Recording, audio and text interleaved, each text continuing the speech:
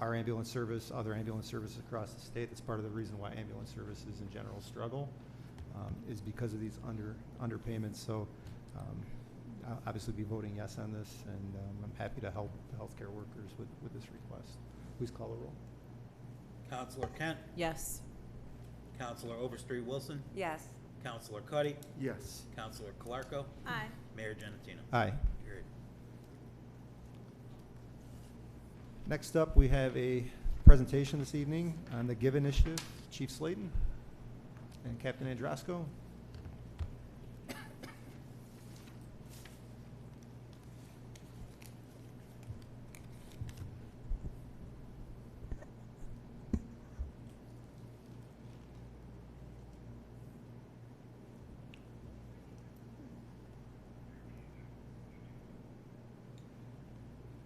Thank you, Mayor, members of council.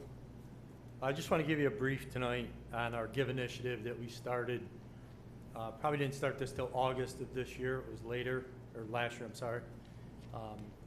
It goes from July 23 to June 30th, 24. It's a cooperation and collaboration to reduce the occurrence of violent crime in the city of Auburn, Cuyahoga County, which involves the Auburn Police Department, Cuyahoga County Sheriff's Office, probation, and New York State Police. In order for this to get off the ground, this had to be a collaborative effort with everybody. If someone didn't want to be a participant in this, then we wouldn't be able to receive the money, the funds from the state. And this is a grant that was no cost to the city of Auburn or residents of Cuyahoga County. This was a fully funded grant.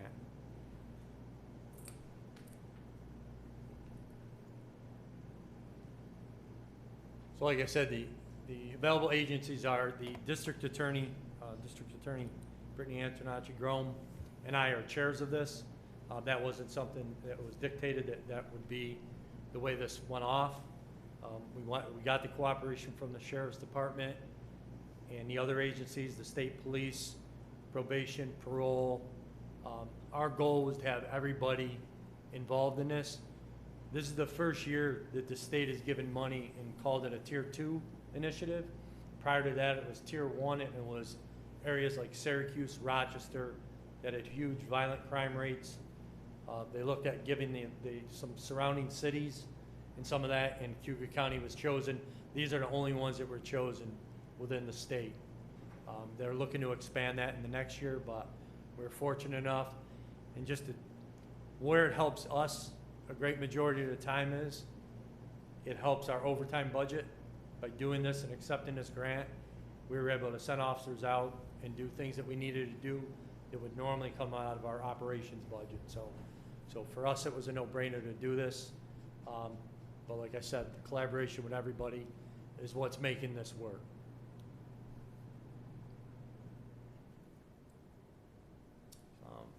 So the amount awarded to Cuyahoga County was just over $370,000.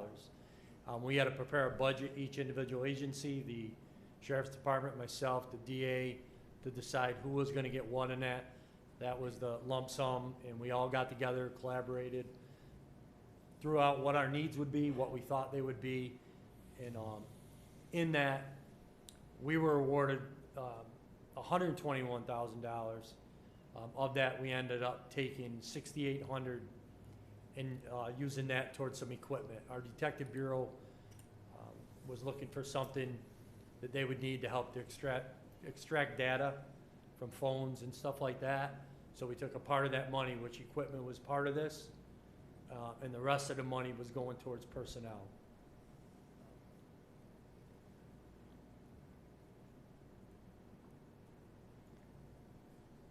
So this is where I'm gonna let Captain Andrasco chime in. This is something that is very detailed, takes a lot of time, took a lot of effort, and I really needed to get somebody that I could lean on to do this. There's just too much on my desk to have to take care of this myself. So I charged Captain Andrasco with taking care of this. But I would like to recognize in the front row is Peter Small. He's with the District Attorney's Office here in the city of Auburn.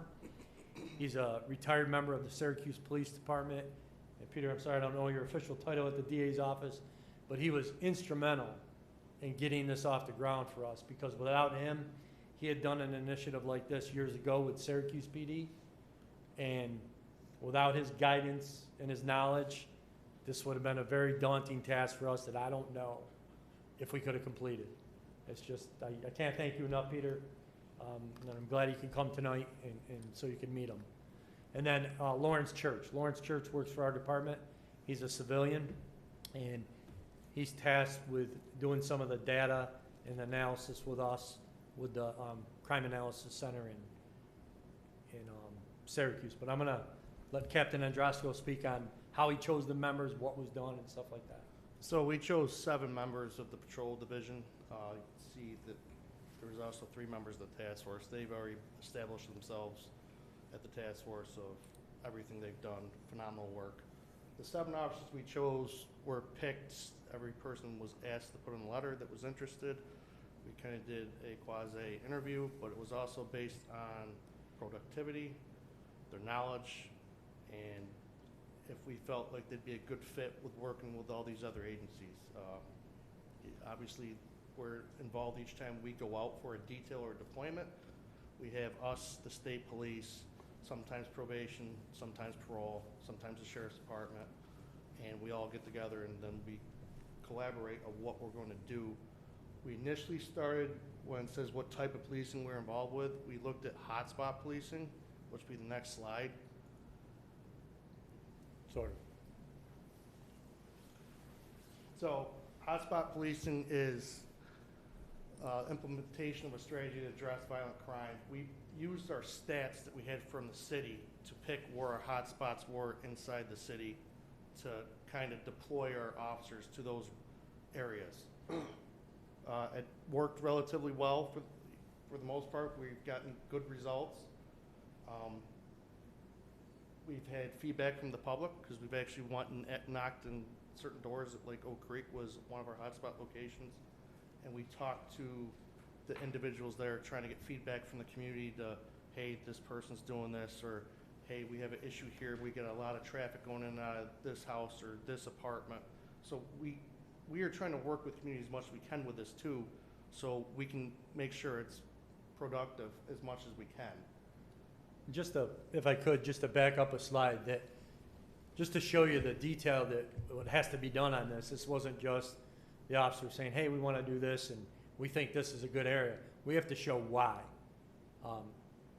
Captain Andrasco will get into the amount of detail he has to put into it, but we had to do memorandums of understanding with other agencies, submit what we were going to do.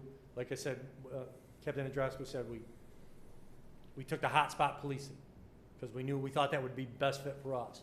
We already collaborate with the schools and some other initiatives in our area with BTW, getting in with the youth. That is part of it. That is something we're looking forward to implementing along with this next year and just expanding on it. But that's something that we've already been doing. The crime data have to be done.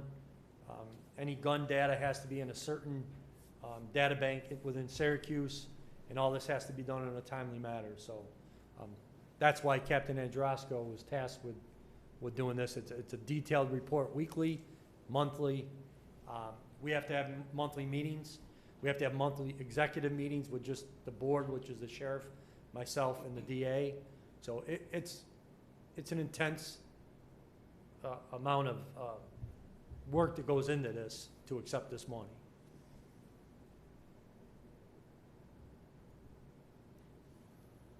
This is a letter that we send to people on our void list, and for our void list, it stands for Violent Offender Identification Directive. It's pretty much our chronic offenders here for the side of the city. So it's sent to them to put them on notice that obviously we're watching you and here's what could happen if you get arrested. Here are some options also though that we're giving you to reach out to probation, to reach out to Nick's Ride and stuff like that, to give them an opportunity to, before we get involved, to even change the wrong. So these are really directed towards the ones that we feel that we deal with quite a bit on when we either patrol deals with or our task force sees a lot of them at certain scenes over and over and over again, whether it be a gun scene or a drug house or something like that. So we sent these to multiple individuals so far. We're hovering around 5-ish, 6-ish So, Currently, we have 5 on the void list. Our initial goal was to have a top 10 list, but this was implemented, and this is another one of Peter's ideas that came from the Syracuse Police Department. This is what the Syracuse PD did. It's not a secret. We are saying, you're doing stuff in our community. We are watching you. We are watching where you go. We are giving you alternatives to your behavior. And here, if some of their behavior is based on drug use, and that makes them steal from others or rob people, hey, we're willing to help you. We got Nick's Ride involved. We've got Cuga Counseling involved. And this is just by a whim. We want to just go out and target people and arrest them and put them in jail. We're giving them options and letting them know, you're on our list and we're going to watch you. We're going to watch where you hang out.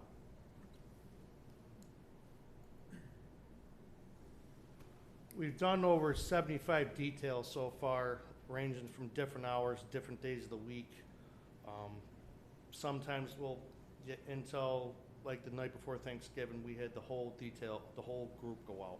Normally, we'll try to keep between 2 and 3 officers, and then they'll go out on a detail with the state police and probate. So that night, well, speaking that night in general, there was probably almost 20 officers on the street, in addition to what we normally have for the patrol division to go out. So that night, we were really heavy. We've already recovered over 5 guns, and we've executed, as of today now, 19 search warrants. We executed one earlier today. We did get some drugs out of the residence. We were trying to get a gun. It ended up being an imitation pistol, which is what we're seeing a lot in a lot of these search warrants, is either a BB gun or an airsoft gun or a starter pistol or whatever it may be, a gun that its barrel's clogged. So we see that a lot. It makes it difficult for us. It looks real to the person that might be giving us the intel, or what we're even seeing ourselves in a dark night, that it looks as real as what we carry on ourselves. We've had over 20 arrests, ranging from violation up to felony. Some of the cases that we've been called in on are ranging from robberies, kidnapping, arson, weapon, and drug complaints. We've had a couple different robberies where the detective bureaus come in to assist, but then we'll call in the GIV unit to assist and maybe canvass the area, interview some of the people on the street, some of the witnesses, maybe collect some of the evidence, assist that way, or if we have to look for the suspect and try to arrest them. So where this has helped us, and going back to one thing Captain Adrasco said, the night before Thanksgiving, has that always been the busiest night of the year, one of the busiest nights for us. But we're usually at a minimum of 5 people. That's our minimum. And they're going from call to call to call. This allowed us to bring in another group of people that can take care of the violent acts, if there were any that night, and go and assist. And it's not only violent acts towards a person, sexual assaults, any type of assaults. So we've utilized this GIV detail quite a bit, for more than I thought we were going to, for those. And one of the things that we had to do in the past, if we did a search warrant and we had 5 people working the road that day, I'll take today for instance, we had 5 people plus 1 recruit working the road. If we take those people off the road to assist to do the search warrants, that's taken away from the public. That's taken away from the people. If there's car accidents or somebody else needs assistance. We found that we can use the GIV members to do this and leave the officers on the road to assist the citizens of the community, which is a big help to us. You're also getting the results too, though, of us getting guns and the rest of the people with the felonies out of this too. It's the results are actually speaking for themselves. So this is a map of that Lawrence put together of where some of the complaints were. So you'll see the dots. The red will be assault. So there was January. We had 4 assaults, and he put them on the map. And then you'll have the weapon complaints. There's 4 or 5, it looks like, up in the northwest corridor of the city. So this is where we kind of use this to figure out where we're going to deploy the people. There's also a more in-depth map that I don't think we added, that LJ Lawrence put together, that really shows, I think it was almost block by block before, and it zeroed in on certain areas, certain streets, certain houses. So that's kind of why we deploy in certain areas. It's not like we willy-nilly picked it. It was all stat-driven of why we did this. And this is what we talk about in our Friday meetings. This is presented by LJ and Lawrence and Captain Androsco to the group. Say this is why we're doing what we're doing. These are the areas we need to focus more on. And then they narrow it down based on times of the day, days of the week, and things like that, what types of calls. So this is an example of, we would take this data here that has the assaults, sexual assaults, weapons, drug charges, and then from that, the give unit would look at this and say, okay, we need to target this area at this time. And Captain Androsco does the scheduling for that to get people assigned to where they need to be. Going forward, we didn't really have this broken down, obviously, with us starting this way. So now, if we get awarded the grant again, we'll have more stats and we'll be able to really zero in on the dates and the times and the days of the week and go forward with that. So it's really gonna be beneficial. We've been keeping track of all the stats that we could, and probably more than we need to, but we have everything that we need going forward now, so it makes it easier making decisions of when to deploy them and what day of the week and whatnot. So our representative from DCJS in Albany seems to be pleased with what we're doing, how we're doing it, and looks at like, we're gonna get the same amount of money in the next round. It depends on, our particular amount for the city of Auburn may depend on if the sheriff needs more, the DA's office needs more to supplement some of theirs, but we're gonna definitely put in for what we think is feasible for the city, for our portion, and we get together, like I say, we collaborate and say, okay, I might not have needed as much this year, I might need it, or if we need an administrator for this and different things. So we're constantly looking at how to evaluate this and make it better.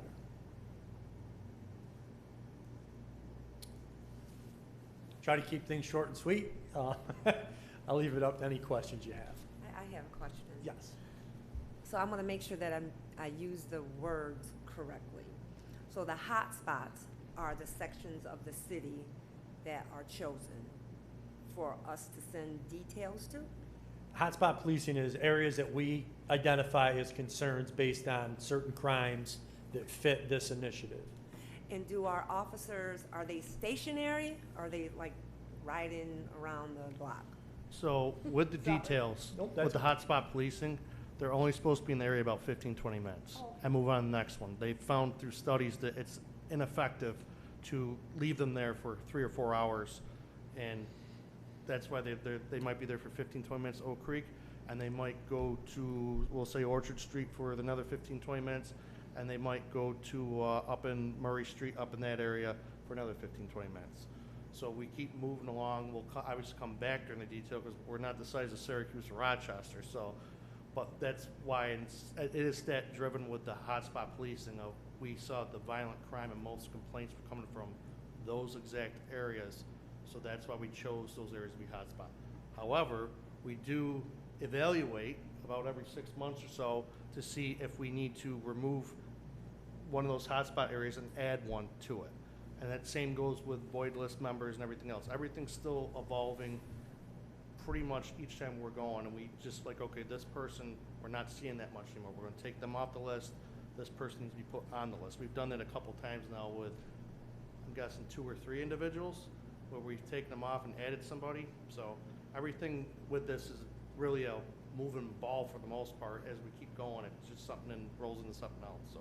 And when the officers initially went out on this, they were to knock on neighbors' doors. They were to, it wasn't a hidden thing. It's, hey, do you have an issue in your neighborhood that you want us to address?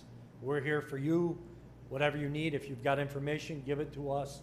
So they got out and about. It's not secretive. They're not hiding in an unmarked car, just trying to be in the shadows. They're out, literally, feet on the ground, knocking on doors. So. I have a question. With that letter that you sent, I know you had options in there for people to get help if they wanted. Have you found that anybody's really taken up any of those services? Yes, I've been called by Nick's Ride that they've had people that come into them. And the other thing that we work with the sheriff with the jail is he has a a service when they go out back into the community from being incarcerated. And they'll give them that information at that time. It's tried to not have repeat offenders. Thank you. Anything else? I'll say I like the approach of offering alternatives. I think that's important. I think it's a great example of collaboration, not only between the law enforcement agencies, but the DA's office. Mr. Small, thank you. It's good to know that the DA's office is cooperating and working with us. I know they're doing a great job. I also like the fact that this is evolving. I think that's a good point, that you're not just targeting a certain neighborhood, it's literally based on real-time data.